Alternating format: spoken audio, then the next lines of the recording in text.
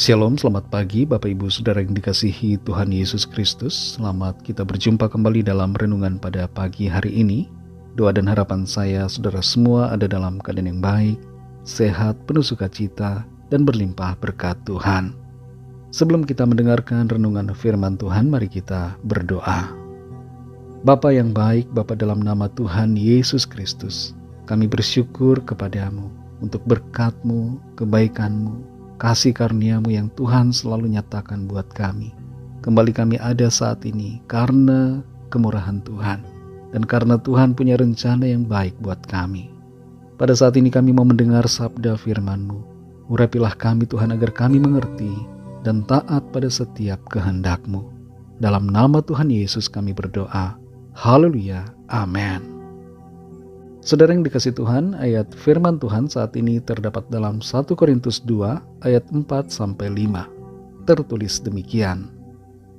Baik perkataanku maupun pemberitaanku tidak kusampaikan dengan kata-kata hikmat yang meyakinkan, tetapi dengan keyakinan akan kekuatan roh, supaya iman kamu jangan bergantung pada hikmat manusia, tetapi pada kekuatan Allah.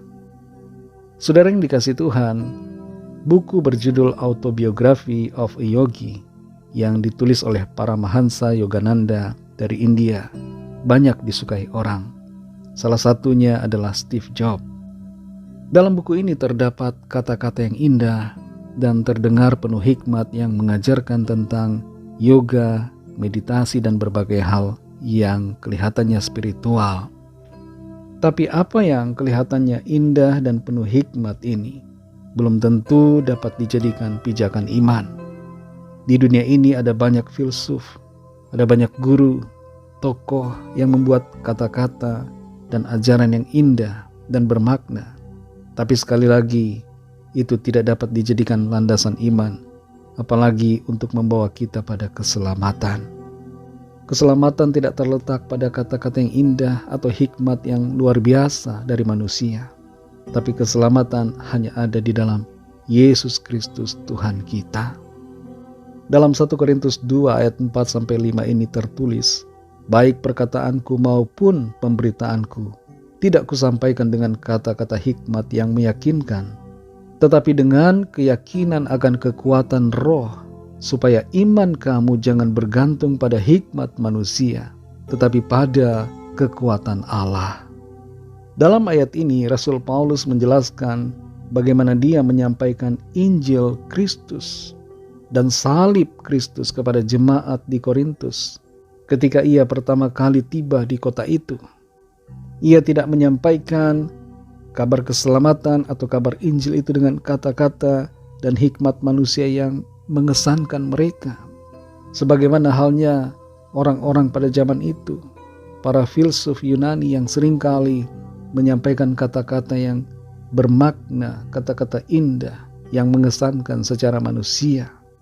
Tapi Paulus menyatakan kabar keselamatan itu bukan dengan mengutamakan kata-kata yang indah, bukan dengan memakai hikmat manusia, tapi dengan kekuatan roh Allah, kekuatan Roh Kudus yang memberikan keselamatan.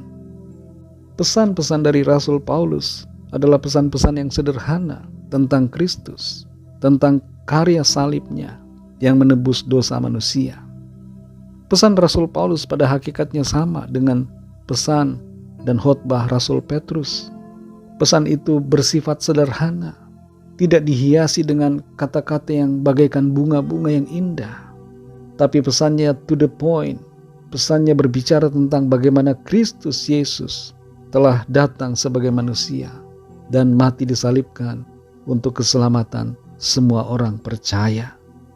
Saudara yang dikasihi Tuhan, apa yang menjadi rema buat kita adalah tentang bagaimana kondisi iman kita. Apakah iman kita berlandaskan atau berpaut kepada kata-kata yang indah dan hikmat manusia? Apakah kita seringkali terpukau dengan kata-kata, filsafat, hikmat, dan ajaran yang kelihatannya atau kedengarannya begitu mengagumkan? Lalu dengan mudah kita berpindah keyakinan, berpindah iman, menjauh dari Kristus, dan mengimani yang lain. Mari jangan melandaskan iman kita, jangan menggantungkan iman kita pada hikmat manusia, pada kata-kata yang kelihatannya luar biasa, tapi landaskan iman kita pada kekuatan Allah. Apa itu kekuatan Allah, saudara? Yaitu kekuatan pada karya pengorbanan Kristus di atas salib, dan kekuatan pada kuasa-Nya yang menolong dan menebus kita dari dosa dan membebaskan kita dari maut, serta kekuatan pada kasih-Nya yang menyelamatkan kita, yang membenarkan kita, dan yang membawa kita pada kemuliaan-Nya yang kekal. Mari kita berdoa. Terima kasih Tuhan Yesus, kami bersyukur untuk firman-Mu yang mengajarkan kami untuk tidak menggantungkan iman kami, tidak menyandarkan iman kami pada kata-kata indah, hikmat manusia yang kedengarannya luar biasa, ataupun alunan kata-kata yang kedengarannya bermusik merdu, tapi supaya kami menyandarkan dan melandaskan iman kami itu pada kekuatan-Mu, pada kasih-Mu, karya pengorbanan-Mu di atas salib yang menyelamatkan kami. Ajar kami Tuhan untuk tetap teguh di dalam Engkau, berdiri di atas kebenaran firman-Mu, tinggal di dalam kasih karunia-Mu. Tuntun kami selalu Roh Kudus untuk berjalan dalam kebenaran-Mu, dan ajar kami menjadi saksi-saksi-Mu, bukan dengan kata-kata indah, tapi dengan kata-kata yang mengandung kuasa roh, yang memberikan keselamatan, yang bersumber pada kekuatan-Mu ya Allah. Terima kasih Tuhan Yesus, berkatilah kami di sepanjang hari ini, dalam segala tugas aktivitas kami. Pimpin dan sertai kami dengan kuat kuasa-Mu.